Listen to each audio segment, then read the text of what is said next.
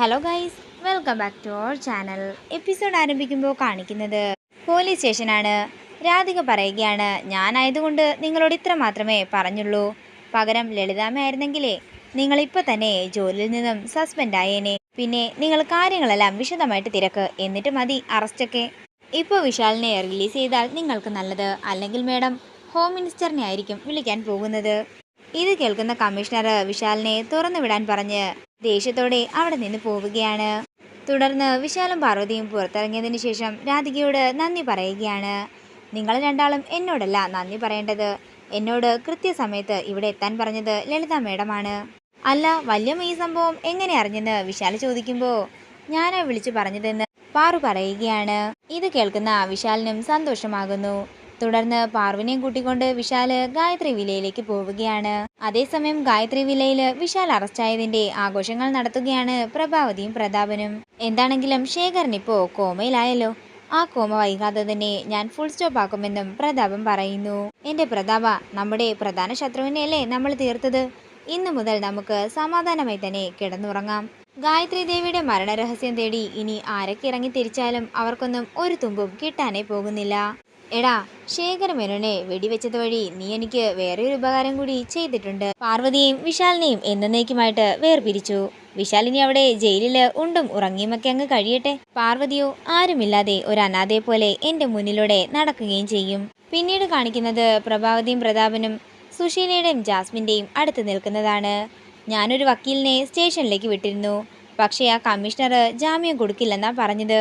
വിശാലിനെ എന്താണെങ്കിലും പോലീസ് കോടതിയിൽ ഹാജരാക്കും. അതിനുശേഷം അവനെ റിമാൻഡ് ചെയ്യും. അപ്പോഴേ ഇനി നമുക്ക് ബെയിലിന് അപ്ലൈ ചെയ്യാൻ സാധിക്കൂ.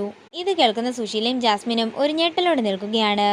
അപ്പോൾ ആൻറ്റി, വിശാല് ജയിലിൽ പോകേണ്ട വരില്ലേ എന്ന് ജാസ്മിൻ ചോദിക്കുമ്പോൾ പോകേണ്ട വരുമെന്ന് പ്രതാപം പറയുന്നു.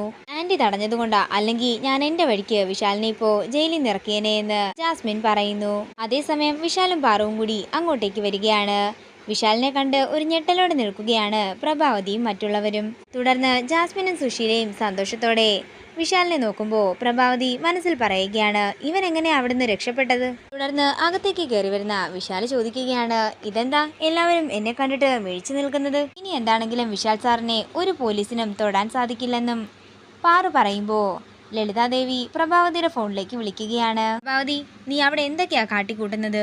നിന്നെ ഞാൻ എൻ്റെ അനിയത്തി ഗായത്രിയുടെ സ്ഥാനത്താ കാണുന്നത്. നീയോ ഗായത്രിയുടെ മകന് ഒരു ആപത്ത് വന്നപ്പോൾ രക്ഷിക്കാൻ പോലും നോക്കാതെ അവിടെ മാറി നിൽക്കുകയാണോ? ഇതൊക്കെ പറഞ്ഞാലും നീ ചെയ്തത് തെറ്റായിപ്പോയി.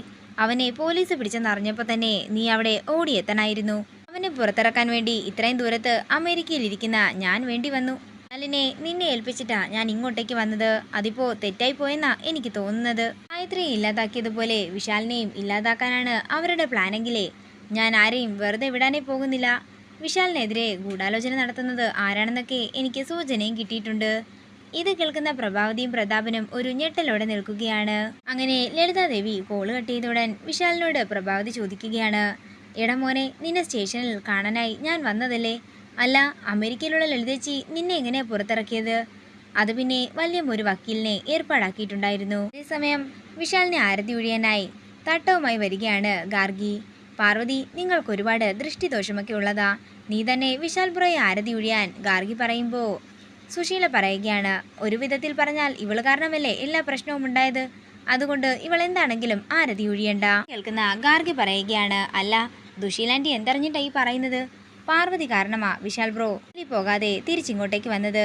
അതിന് ഇവൾ എന്ത് ചെയ്തെന്ന് ജാസ്മിൻ ചോദിക്കുമ്പോൾ ഗാർഗി പറയുകയാണ്, ആദ്യം പാർവതി ആരതി ഒഴിയട്ടെ, എന്നിട്ടാകാം ബാക്കി കാര്യങ്ങളുടെ സംസാരമെല്ലാം. തുടർന്ന് പാറു സന്തോഷത്തോടെ വിശാലിനെ ആരതി ഒഴിയുമ്പോൾ ഗാർഗി പറയുകയാണ്, നിങ്ങൾ രണ്ടാളും മുറിയിലേക്ക് പോയിക്കോ. ഇവരുടെ സംശയമൊക്കെ ഞാൻ തീർത്തു കൊടുത്തോളാം. പിന്നീട് കാണിക്കുന്നത് ദേഷ്യത്തോടെ മുറിയിലിരിക്കുന്ന പ്രഭാവതിയാണ്. ചേച്ചി വിളിച്ച് വഴക്കു പറഞ്ഞപ്പോൾ ഞാനേ ശരിക്കും ഷോക്കായി പോയി. ചേച്ചി ഒരു വക്കീലിനെ ഏർപ്പാടാക്കുമെന്നും അതുവഴി വിശാല് പുറത്തിറങ്ങുമെന്നും ഞാൻ കരുതിയത് പോലുമില്ല. എന്താണെങ്കിലും പാർവതിയാകും ഈ കാര്യങ്ങളെല്ലാം ലളിതേച്ചിയെ വിളിച്ച് റിപ്പോർട്ട് ചെയ്തത്. എന്താണെങ്കിലും പ്രതാപ, ഇനിയുള്ള കാര്യങ്ങളെല്ലാം സൂക്ഷിച്ചു വേണം ചെയ്യാൻ. ലളിതേച്ചി പറഞ്ഞത് വെച്ച് നമ്മുടെ പ്ലാനുകളെല്ലാം അറിഞ്ഞതുപോലെയാ എനിക്ക് തോന്നിയത്. ഇനി എന്താണെങ്കിലും വിശാലിനെ ടാർഗറ്റ് ചെയ്യേണ്ട. തൽക്കാലം നമുക്ക് വിശാലിനെ വെറുതെ വിടാം. ഇനിയുള്ള കാര്യങ്ങൾ പാർവതിയിൽ നിന്നും ആരംഭിക്കുകയും ചെയ്യാം. നേരം രാത്രിയാകുന്നു. പിന്നീട് കാണിക്കുന്നത് വിശാല് നടന്ന കാര്യങ്ങളെക്കുറിച്ചെല്ലാം ചിന്തിക്കുന്നതാണ്. അതേസമയം വിഷമത്തോടെ പാറു അങ്ങോട്ടേക്ക് വന്ന് വിശാലിൻ്റെ കാലിൽ വീഴുകയാണ്. സാർ എന്നോട് ക്ഷമിക്കണം. ആരും ഒരിക്കലും ചെയ്യാൻ പാടില്ലാത്ത തെറ്റാ ഞാൻ ചെയ്തത്. ഇനി മുതൽ വിശാൽ സാറിനോട് ഞാനൊന്നും മറച്ചു വെക്കില്ലെന്നും പാറു പറയുമ്പോൾ പാറുവിനെ ചേർത്ത് പിടിച്ച് ആശ്വസിപ്പിക്കുകയാണ് വിശാൽ. ഇതോടുകൂടി ഇന്നത്തെ എപ്പിസോഡ് ഇവിടെ തീരുകയാണ്. വീഡിയോ ഇഷ്ടമായെങ്കിൽ മറക്കാതെ ലൈക്ക് ചെയ്യുക, ഷെയർ ചെയ്യുക, കമൻറ്റ് ചെയ്യുക. കൂടുതൽ സീരിയൽ അപ്ഡേറ്റ്സിനായി മറക്കാതെ സബ്സ്ക്രൈബ് ചെയ്യുക നയൻസ് ക്രിയേഷൻസ്.